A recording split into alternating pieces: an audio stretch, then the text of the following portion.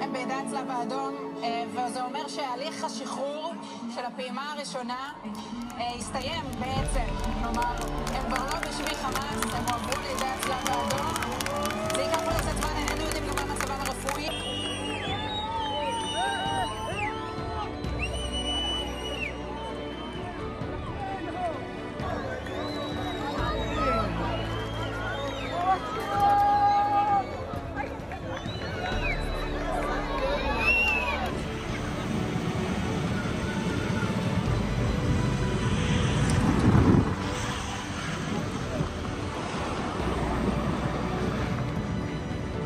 הם כבר לא בשבי חמאס.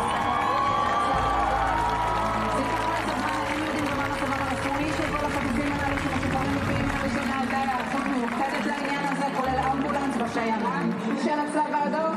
נחכה ונראה באמת, ייקח זמן עד שעמיתי פה ידווחו על 7 חטופים